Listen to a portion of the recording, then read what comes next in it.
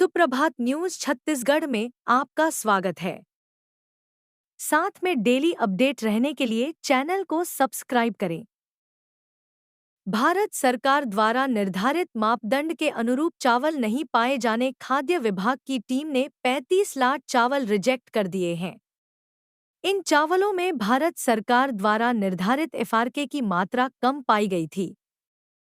भारत सरकार द्वारा निर्धारित मापदंड के अनुरूप चावल नहीं पाए जाने पर भारत सरकार के खाद्य विभाग की टीम ने जांच करते हुए पेंड्रा मरवाही के नागरिक आपूर्ति निगम के गोदाम में रखे हुए 35 लाख चावल रिजेक्ट कर दिए हैं। इन चावलों में भारत सरकार द्वारा निर्धारित एफआरके की मात्रा कम पाई गई थी। सैंपल जांच के बाद गोदाम में जमा चावल को रिजेक्ट करने की यह अब तक की बड़ी कार्रवाई है।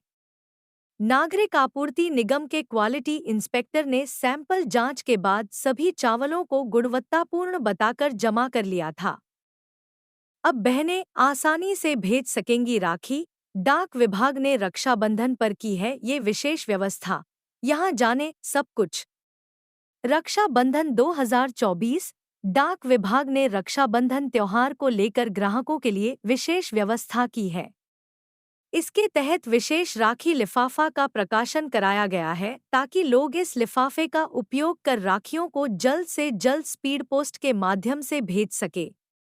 यह विशेष लिफाफा रायपुर प्रधान डाकघर सहित रायपुर संभाग के सभी डाकघरों में उपलब्ध है।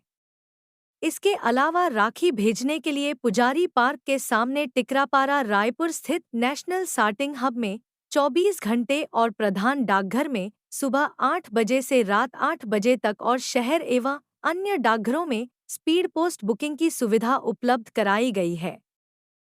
मुख्यमंत्री के सुशासन में किसान खुशहाल, जीवन स्तर में हो रहा सुधार। रायपुर। मुख्यमंत्री विष्णुदेव साय के सुशासन में किसान हितैषी निर्णयों से आर्थिक लाभ मिल रहा है, जिससे किसानों को खेती किसानी करने में आसानी हो रही है। प्रदेश के किसान खुशहाल हो रहे हैं। छत्तीसगढ़ को धान का कटोरा कहा जाता है और प्रदेश में धान की अच्छी फसल होती है। छत्तीसगढ़ सरकार द्वारा किसानों से धान खरीदी की जाती है। खरीफ वर्ष 2023 से 24 में समर्थन मूल्य पर 24,72,000 किसानों से 144.92 लाख मीट्रिक टन धान खरीदी की गई है। बालोद जिले के अधिकतर किसान प्रमुख रूप से कृषि कार्य करते हैं। उनके आर्थिक जीवन का आधार कृषि है। किसान प्रमुख रूप से धान की खेती करते हैं।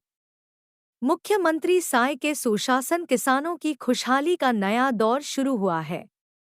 जिले के बालोद विकासखंड के ग्राम कोहंगाटोला के किसान डोमन लाल साहू ने बताया कि वे लगभग 0.5 एकड़ में धान की खेती करते हैं। उन्होंने खुशी जाहिर करते हुए कहा कि मुख्यमंत्री साय के सुशासन में विगत खरीफ वर्ष का धान उन्होंने 21 क्विंटल प्रति एकड़ के मान से विक्रय किया था, जिसका उन्हें 3,100 रुपये की दर से राशि प्राप्त हुआ है। इसके साथ ही उसे 0.2 साल का बकाया बोनस भी उनके खाते में आ गया है। यह सब उसके लिए बहुत ही सुखद समय था जब उसने इन पैसों का उपयोग अपने पक्का मकान बनाने के लिए किया और बचे हुए पैसों को अपने बच्चों की शादी के लिए जमा किया है। उन्होंने मुख्यमंत्री के किसान हितैषी योजना की सराहना करते हुए किसानों के लिए मददगार बताया है। रेलकर्मी तोड़ रहे नियम, दी गई चेतावनी, उल्लंघन पर होगी कार्रवाई। बिलासपुर। जोनल स्टेशन के बाहर नो पार्किंग जोन बनाया गया है। इस दायरे में गाड़ी खड़ी करने वाले पर रेलवे की विशेष टीम कार्रवाई भी कर रही है।